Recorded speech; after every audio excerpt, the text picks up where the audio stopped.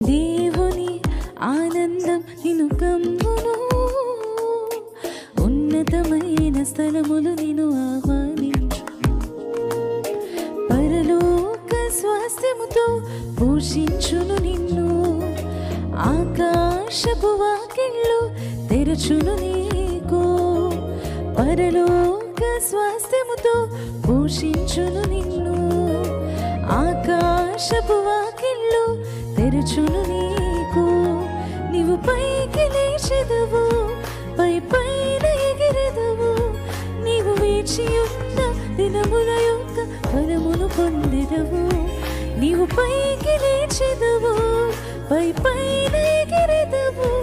నీవు వేచియున్న ఫలములు పొందెదవు.